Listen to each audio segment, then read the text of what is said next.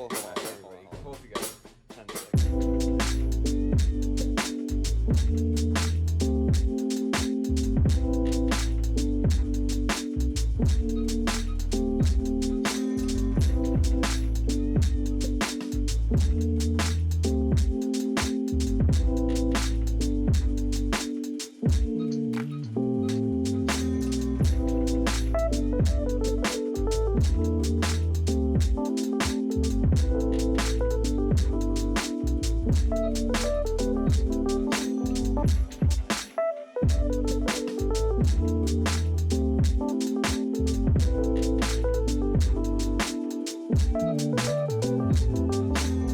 Hola y bienvenidos a Iglesia Online. Iglesia es un espacio para todos donde explorar la fe y estás experimentando uno de estos espacios. Aquí estamos en línea transmitiendo y lo hacemos cada semana a través de YouTube, Facebook e Instagram. También nos encuentran en página web en estos lugares como iglesia.mx. Ahora, estamos en una serie que se llama Espiritualidad para Imperfectos, lo cual significa que es una serie para todos y yo soy el primero. Y estamos hablando de la premisa del por qué existe iglesia de alguna manera. Está compartiendo Julio González desde Open House Project en Costa Rica, que es una iglesia amiga que nos están apoyando muchísimo. Compartimos la misma visión. Y estamos hablando de cómo todos nosotros necesitamos fe y cómo la fe es algo accesible, es para todos nosotros, no solo para un grupo pequeño de religiosos. Ahora, espero que disfrutes muchísimo este tiempo, espero que este programa, esta transmisión y mensaje sea muy útil para ti en tu caminar de fe. Bienvenido a Iglesia Online.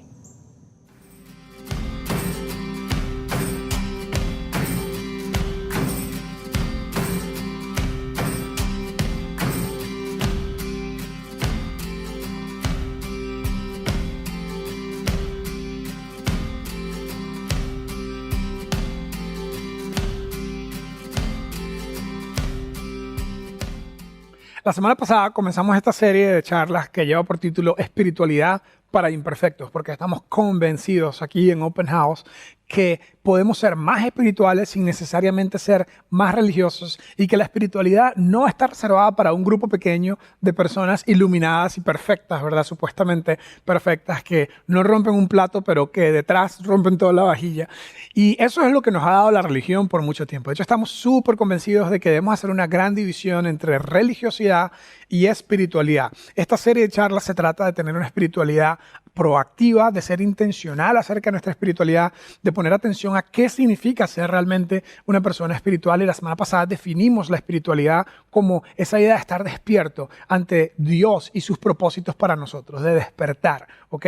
Y de eso se trata todo esto. La religión, del otro lado, más bien nos propone una serie de interpretaciones, de dogmas, que terminan muchas veces dividiendo. De hecho, yo tengo un amigo que es parte de nuestra comunidad aquí en Open House, nos ayuda de vez en cuando aquí como host en Open House, es voluntario en Transit, es una gran persona. De paso es venezolano, nos hemos hecho súper amigos, se llama Ajax García. Muchos de ustedes lo conocen. Cuando apenas conocí a Ajax, que empezó a venir al Open House, estuvimos hablando de una conversación acerca de esto y él me dijo, yo no quiero nada que ver con la religión. Es más, me dijo, mi única religión es el amor. Mi única religión es el amor. Y yo recuerdo, y tengo que confesar públicamente, que en ese momento yo, en un poquito de arrogancia por todo el conocimiento bíblico que yo tengo, yo en mi mente como que dije, este no entiende los temas de Dios y la religión. No puede ser tan simple como simplemente decir, mi única religión es el amor y ya, y se vale todo y todo el mundo hace lo que quiera y cada quien hace lo que quiera. Yo recuerdo como que yo moví la cabeza, estuve de acuerdo, pero por dentro decía, no puede ser simplemente eso. Tiene que ser un poquito más complicado que decir, mi única religión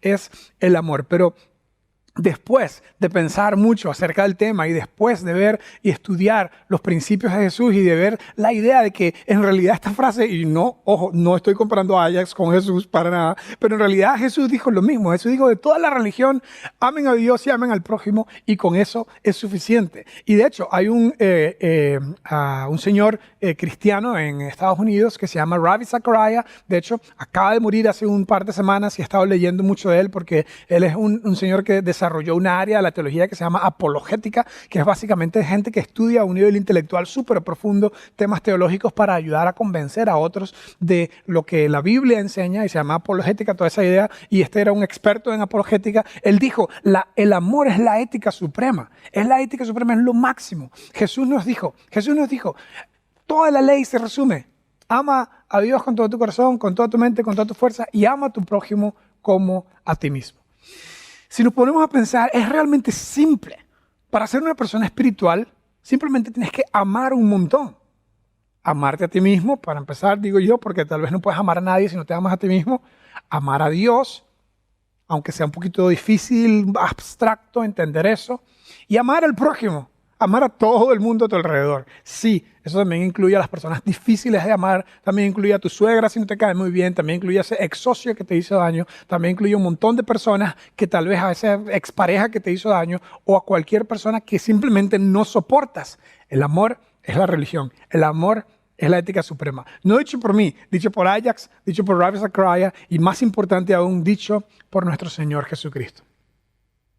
Y por alguna razón los seres humanos hemos logrado con una efectividad abismante, hemos logrado complicar las cosas. Jesús vino al mundo y le dijo, ¿sabes qué? Toda la religión, resúmanse eso en amar a Dios y amar al prójimo. Inmediatamente el sistema religioso estuvo en contra de él. Poco a poco, a través de la historia, hemos ido complicando las cosas. Es más, les voy a dar un poquito de resumen de lo que yo veo de que lo que es el modelo de espiritualidad de Jesús y el modelo religioso tradicional que se ha desarrollado a través de los años. Después les voy a mostrar una línea de tiempo de cómo a través del tiempo la gente se ha desviado y las religiones se han desviado de la idea central de la ética suprema del amor a Dios y el amor al prójimo, el amor propio. Cómo nos hemos desviado de esto y nos enfocamos más en ganar posiciones y en imponer dogmas. Las religiones, sobre todo, los líderes religiosos, sobre todo, hacen eso. Y cómo eso le ha causado tanto daño a la humanidad. Y al final vamos a hacer una pequeña conclusión que ojalá sea súper personal. Así que, si no les gusta mucho la historia, vamos a hablar un poquito de historia hoy, pero te aseguro que al final vamos a poder sacar un aprendizaje clave a nivel personal. Entonces, acompáñenme por un segundo. Primero vamos a ver el modelo, lo que yo llamo el modelo de Jesús y el modelo del templo. El modelo de Jesús es lo que yo creo que la religión debe ser, según lo que entiendo en el Nuevo Testamento de la Biblia. Y el modelo del templo es lo que, según lo que entiendo, no solo del Nuevo Testamento, sino de la historia, se ha desarrollado como un modelo de religión. ¿Ok? Ahora, el modelo del templo está basado en que desde el principio de la creación, desde el puro principio de la historia de la civilización, de lo que se conoce, tal vez no de la creación, pero de la historia de la civilización, lo que conocemos de la historia de la civilización, ha habido toda una serie de conceptos de sacrificios y conceptos que llevan a las personas a este modelo que le llamo del templo. De hecho, vamos a regresar un poquito al cuadro pasado y les voy a dar el resumen de cómo se ve esto y después les voy a explicar un poquito el contexto. El modelo del templo, basado en religiones antiguas, en conductas de las primeras sociedades que se fueron formando, el modelo del templo se resume en un lugar sagrado, después desarrollaron un texto sagrado, hombres sagrados, hombres santos, ¿verdad? Sacerdotes o videntes en las diferentes religiones paganas, y luego seguidores sinceros. Entonces, un lugar sagrado, siempre hay un texto sagrado, hombres sagrados, hombres especiales, y siempre eran hombres. Es interesante porque el mundo ha sido machista siempre y en el mundo religioso siempre han predominado los hombres, y seguidores, que le puse aquí, seguidores sinceros. Yo dije la semana pasada, como en la primera charla, dije que la religión es un sistema de creencias que se impone por una minoría de expertos, usualmente hombres expertos, ¿verdad?, que interpretan y ponen su opinión como un dogma y lo imponen sobre las mayorías de seguidores sinceros o seguidores supersticiosos que incluso en la mayoría de los casos, por tener muy poca educación, seguían a ciegas lo que le decían sus líderes. Ese es un poquito del modelo de la religión, el modelo que yo le estamos llamando para los propósitos de esta charla, el modelo del templo. Ahora, el modelo del templo comenzó para el contexto bíblico judío en el Antiguo Testamento con la creación de un lugar sagrado que se llamaba el tabernáculo primero y después eventualmente se construyó un templo, ¿ok? Pero eso lo hacían todas las religiones paganas antiguas, desde hace 5.000, 6.000 años. Es más, desde el puro principio de la creación, cuando dice la historia de la creación, que cuando Dios sacó a Adán y Eva del jardín del Edén, tuvo que sacrificar un cordero, tuvo que sacrificar una ovejita para vestirlos a ellos, es lo que dice esa historia. Desde ahí tú puedes encontrar en todas las civilizaciones una especie de sacrificio para remisión o para perdón de pecados.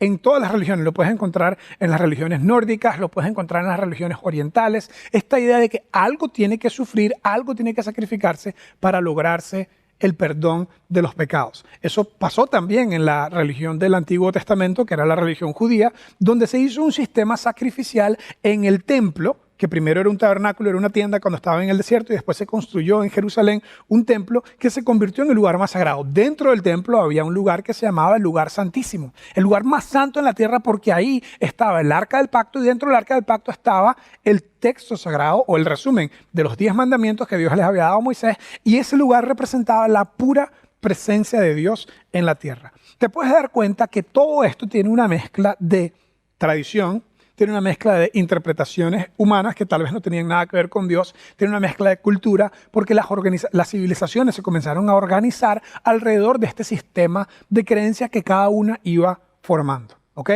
En este mundo, como está aquí, un lugar sagrado dirigido, enfocado en un texto sagrado, dirigido por hombres especiales. En el caso del mundo judío habían los sacerdotes y la tribu de Leví que se encargaban de todo el templo, y un montón de seguidores que decían, eso es lo que dicen los maestros, eso es lo que dicen los expertos, nosotros lo que tenemos que hacer es cállese y siga y no pregunte mucho. Luego, Jesús viene al mundo y comienza a hablar de cosas nuevas, por eso dicen que era un revolucionario. Mucha gente pone ahí a Jesús con el Che Guevara, ¿verdad? Que nada que ver. Pero el punto es que Jesús viene y revoluciona todo, porque dicen, ¿sabes qué?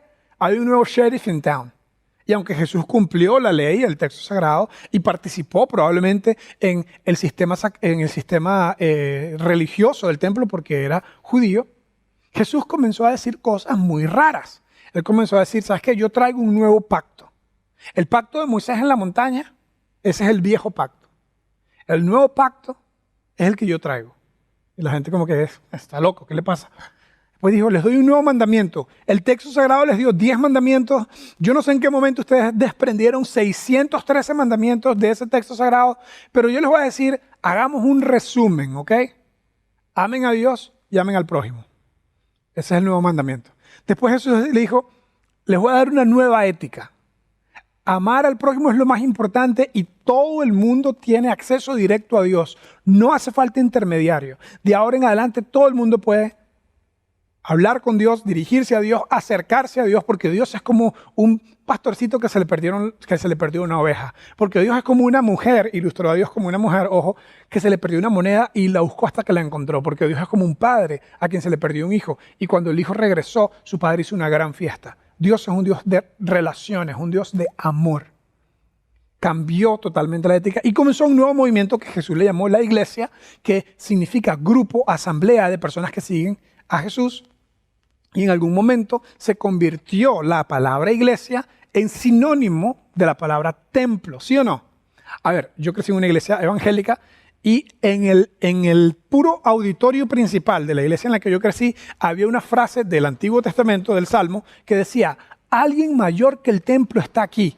Era como que en cierta forma el auditorio de la iglesia era un templo. Se conocía como un templo y la palabra templo viene totalmente del Antiguo Testamento. Entonces hay mucho del modelo del templo aún en nuestros tiempos modernos. Entonces, el modelo del templo, lugar sagrado, texto sagrado, hombre sagrado, seguidores sinceros. Y Jesús viene y dice, no, yo les traigo un nuevo pacto, yo les doy un nuevo mandamiento que se amen los unos a los otros, y esa debe ser la nueva ética que rige todo. Y, por cierto, la forma como vamos a llevar esta nueva idea y esta nueva ética al mundo entero es a través de un movimiento que es una iglesia, no es un templo, es un grupo de personas. La palabra iglesia, la etimología de la palabra iglesia es grupo, ¿ok? Grupo, asamblea. De hecho, hay un grupo cristiano que se llama Asambleas de Dios porque simplemente significa grupo cristiano que sigue los principios de Jesús. ¿Ok? Esto era lo que Jesús quería decir. Entonces, en resumen, el modelo del templo representa la religión. Y el modelo, bueno, la siguiente lámina dice, el modelo del templo, el modelo de Jesús más bien representa la relación. Jesús viene y dice, lo más importante es el amor al prójimo, lo más importante es el amor al prójimo, ¿ok? El modelo del templo se basa en, vamos a la siguiente lámina, el modelo del templo se basa en nosotros y ellos, los sacerdotes, los levitas y la gente. Los que están conectados con Dios, los obispos, los que se la saben todas, los pastores, los iluminados, los maestros y el hombre común, la persona común. Pero el modelo de Jesús se basa en unos a otros. Unos a otros. No es tanto, aquí no hay jerarquía, aquí no hay una persona más importante, aquí no hay un iluminado, sino aquí el modelo de Jesús es cómo nos amamos unos a otros, cómo nos ayudamos unos a otros, cómo oramos unos por otros, cómo nos apoyamos unos a otros. El Nuevo Testamento se enfoca totalmente en unos a otros. Y eso fue lo que Jesús le dijo a sus discípulos. Le dijo, vayan, pónganle bonito y díganle a todo el mundo que Dios se ha acercado al mundo, que Dios no estaba enojado, que Dios vino y con su resurrección como que le puso firma y sello final al asunto y sus discípulos comenzaron. Ellos estaban súper confundidos. Ellos pensaban que Jesús iba a traer un modelo de templo, que Jesús iba a imponer sus ideas y que ellos iban a gobernar. Y Jesús le dijo, vez tras vez, no, este es el reino del amor, este es el imperio del amor. Unos a otros, vayan, pónganle. Y comenzaron ellos a amar a la gente, aunque eran gente que estaban totalmente con un mundo patas para arriba.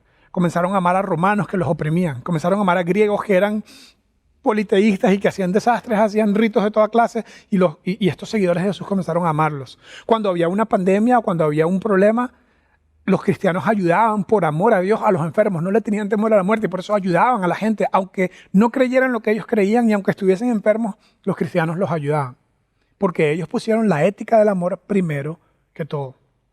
De hecho, hubo un momento donde se comenzó a meter el modelo del templo en los primeros seguidores de Jesús y un hombre que se llamó Pablo, que se encargó de llevar el cristianismo a toda Europa y eventualmente por eso en América somos creyentes, somos cristianos en su mayoría también, gracias a este hombre súper importante en el Nuevo Testamento, escribió más de la mitad del Nuevo Testamento.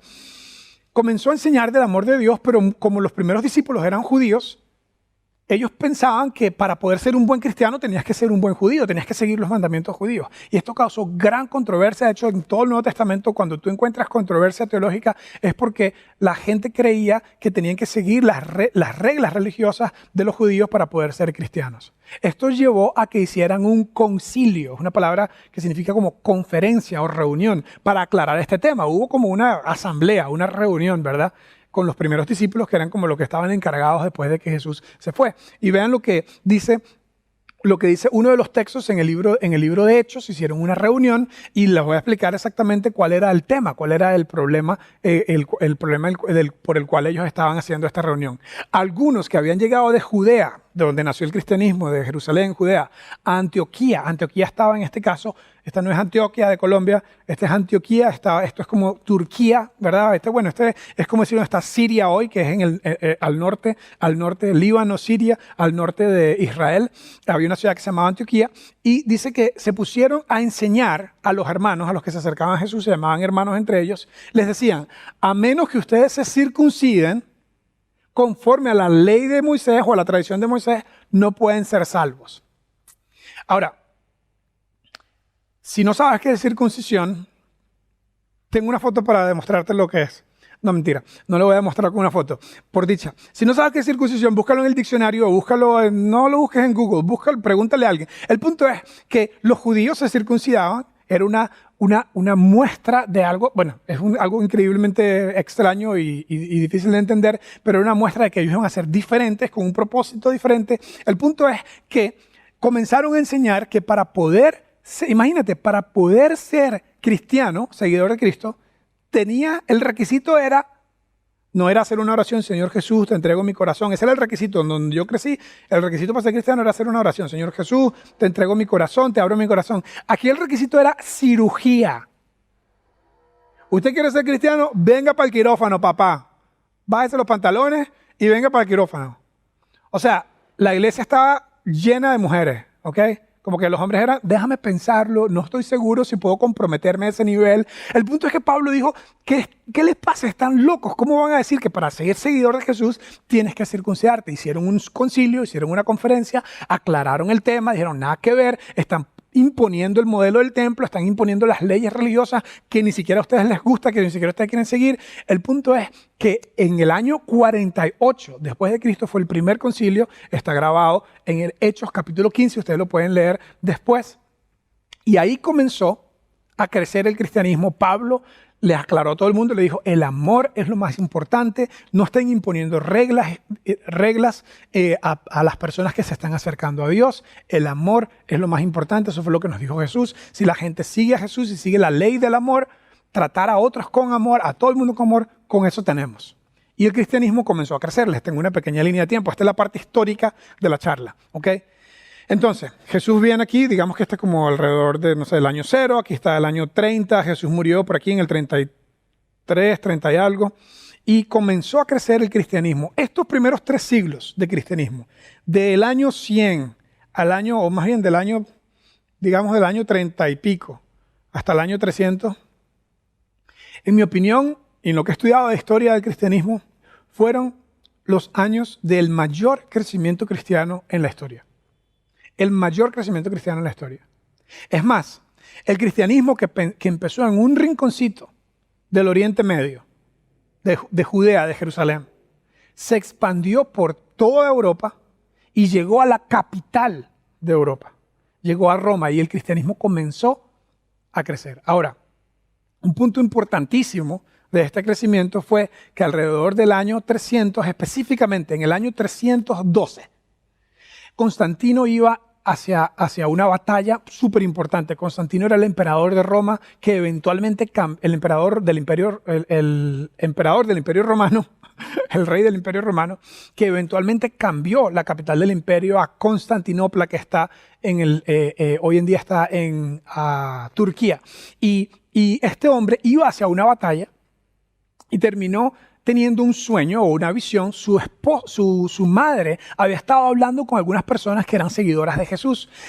Lo que dice la historia o la tradición es que su mamá decidió convertirse al cristianismo y le comenzó a hablar al oído acerca de temas de Jesús, acerca de temas de Dios. Constantino va hacia una batalla muy importante. Esa noche no pudo dormir, tuvo como una visión, un sueño, y en ese sueño él escuchó una voz y vio una cruz prendida en fuego que decía: con esta cruz vencerás, con este símbolo, con esta señal vencerás. Y él asumió que lo que le estaba diciendo su mamá, más lo que él vio en este sueño, era Dios diciéndole que se convirtiera cristiano. Mandó a que todo su ejército se hiciera cristiano, ganó esa batalla, atribuyó que ganó esa batalla a su sueño y a su triunfo con Dios, y decidió en el 2013 alivianar un poquito con un edicto de tolerancia religiosa que se pasó a que se aceptara la religión cristiana como una religión aceptable, ¿verdad? Unos años después, en el 325, llamó a una reunión, se dio cuenta que a través de la religión podía mover las masas y llamó a lo que se llamó el Concilio de Nicea, que terminó con una conclusión de un documento que se llamó el Edicto de Nicea. Ahí hicieron el primer credo, que está maravilloso porque dice toda la teología cristiana. Pero algo interesante es que en ninguna parte del credo aparece la palabra amor. Más bien, te voy a mostrar un texto del final del Edicto de Nicea. Había una gran controversia entre dos teólogos, uno que decía que Jesús no era necesariamente el Hijo de Dios divino, sino que había ascendido, ¿verdad?, a la espiritualidad y que no era alguien que había nacido divino como desde que era niño o milagrosamente.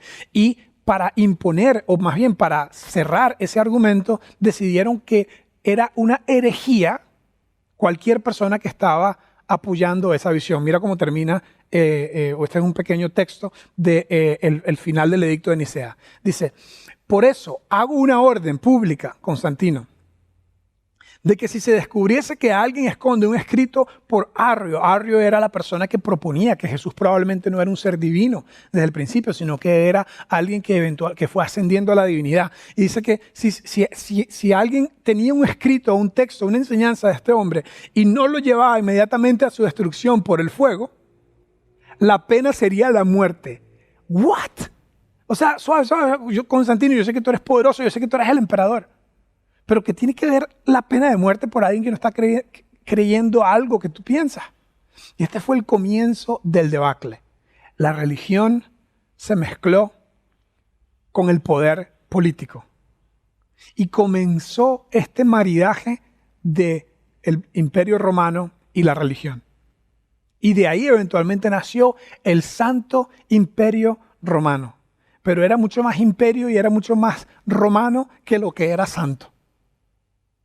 Y a partir de allí se comenzó, en nombre de Jesucristo, a perseguir a todas las personas que pensaban diferente o que no creían lo que creían estos cristianos que ahora tenían el apoyo del gobierno. Después de esto, en el año, de regreso a nuestra línea de tiempo, en el año 1095, varios siglos después, Europa entera ahora era cristiana y el Papa Urbano, se llamaba, decidió, o más bien declaró, que todas las personas que fueran voluntarios al movimiento militar de las cruzadas para retomar a Jerusalén de los turcos, iba a ser absuelto de sus pecados.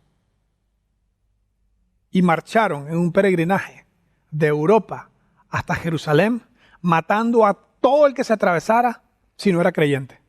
Y una vez más, en el nombre de Jesús, un montón de gente comenzó a ser asesinada y a ser torturada.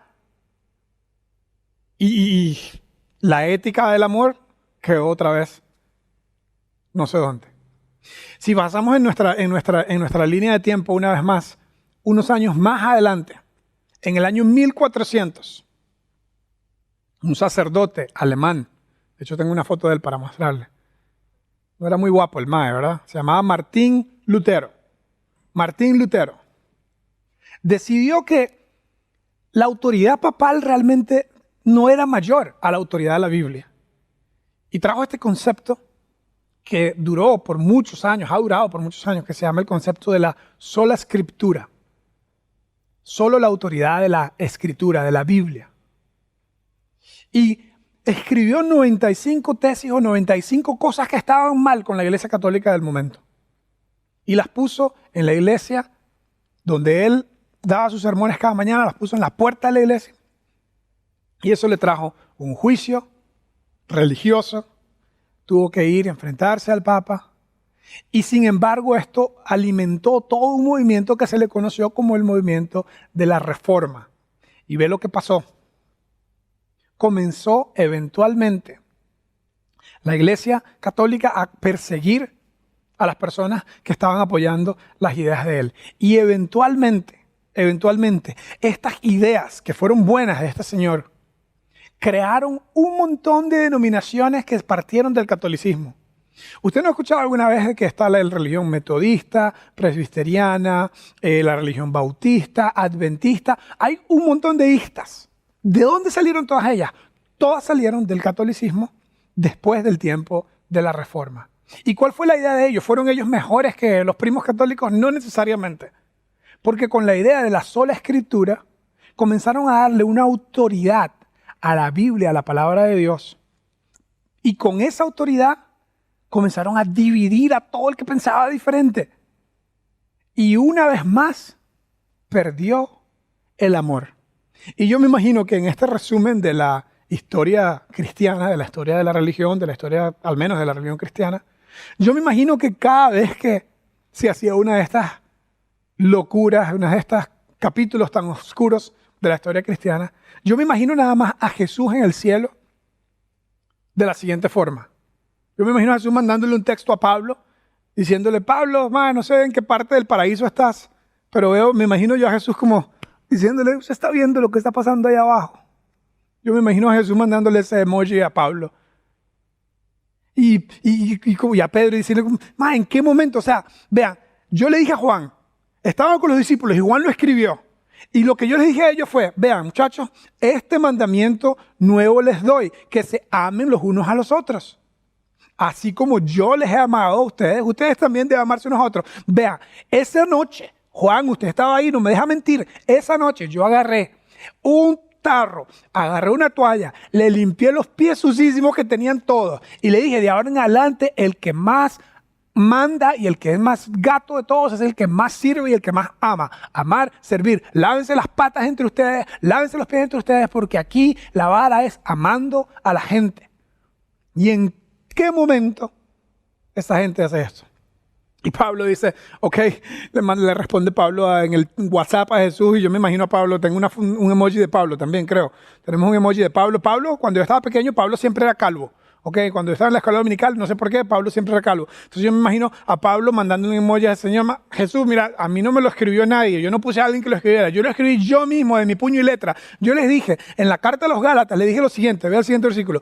En Cristo Jesús de nada vale estar circuncidados o no, lo único que vale es la fe que se expresa o que actúa mediante el amor. Más claro no canta un gallo, Pedro, el tema del gallo, más claro no canta un gallo, el tema es que yo les puse que lo único que importaba, según lo que yo había aprendido de usted, era la fe expresada a través del amor. La fe que actúa a través del amor. Confiar en Dios y amar a la gente, amar a todo el mundo a mi alrededor. Y Pedro como que escuchó, ¿verdad?, su nombre, le acordaron la historia, la historia del gallo, no le hizo mucha gracia a eso, pero Pedro mandó su emoji también, y Pedro tenía rulos, tenía colochos, mandó su emoji allá en el WhatsApp del cielo, y le dijo, yo puse en mi carta a la gente, yo le puse el siguiente texto, le dije a ellos, cada uno de ustedes, tengan amor sincero por sus hermanos, ámense de todo corazón unos a otros. No sé qué más claro pude haber sido.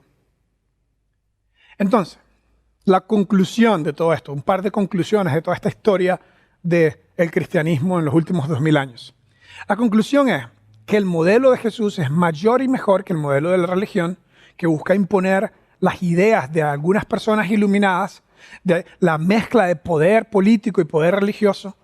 Todas estas ideas, y no solo poder político y religioso en la Iglesia Católica, porque también en las iglesias evangélicas y en cualquier asociación humana, cuando se mezcla la idea del poder y la imposición, cosas terribles van a suceder. Y el modelo de Jesús está basado en amor, es mayor y mejor. Y la espiritualidad verdadera se basa simplemente en fe, que se expresa a través del amor. Ahora, ustedes pueden estar pensando, pero qué chuzo, ¿verdad? Qué buena clase, ¿verdad? Lutero, ¿cómo se llama el otro hermano? De Constantinopla, Constantino. Y sí, la verdad que es fatal, estas cosas terribles que han pasado en la historia de la iglesia, eso no tiene nada que ver conmigo, que dice que ya está terminando la charla para ir a comer o para ir a hacer otra cosa, no sé. El punto es, ¿qué tiene que ver esto conmigo?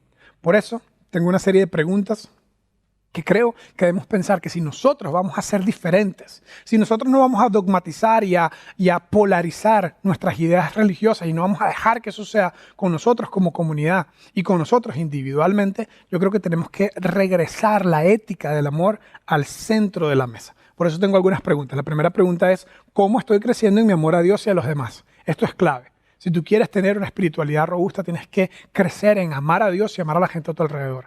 Para darle doble clic a esto, debemos responder la siguiente pregunta. ¿Cómo estoy amando a los que piensan diferente a mí?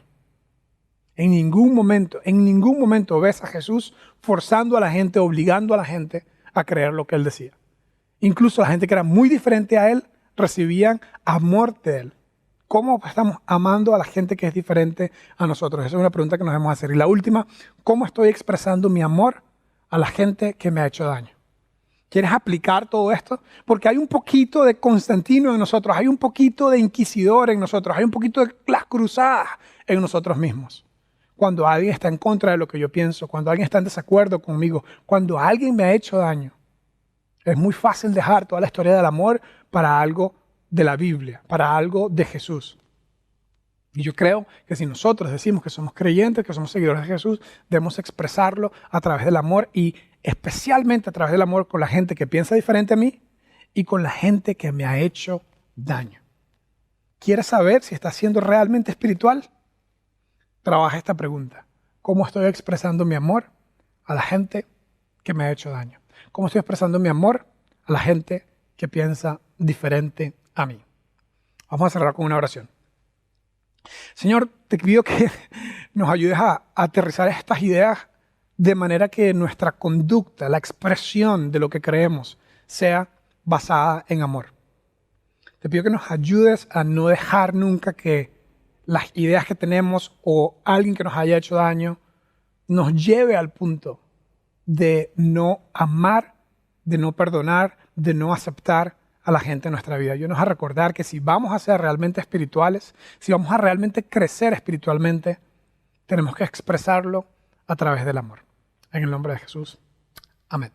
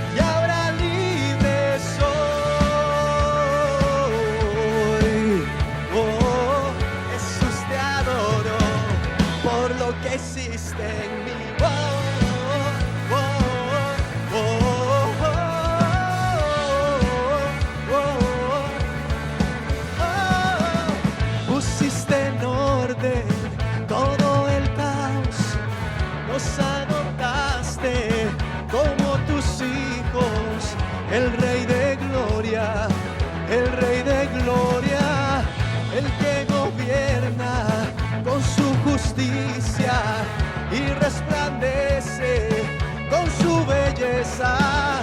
El Rey de gloria, el Rey de majestad. Gracias sublimes, perfecto es tu amor. Tomaste mi lugar, cargaste tú mi cruz, tu vida diste allí, y ahora libre soy. Oh, Jesús, te adoro por lo que hiciste en mí. Digno es el Cordero de Dios, digno es el Rey que a la muerte venció. Digno es el Cordero de Dios, digno es el Rey que a la muerte venció. Digno es el Cordero de Dios, digno es el Rey que a la muerte venció. Digno es el Cordero de Dios, digno, digno. Gracias sublimes, perfecto es tu amor. Tomaste mi lugar, cambiaste tú mi cruz,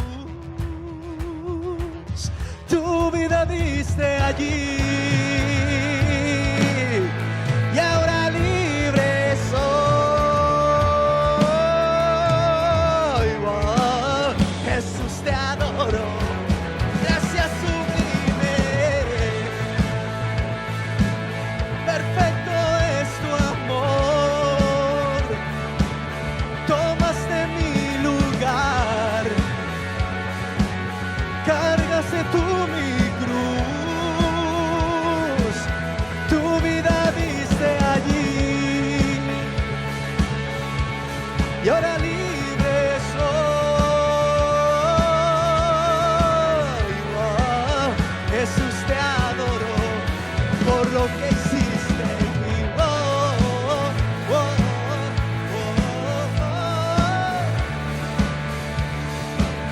oh, oh, oh.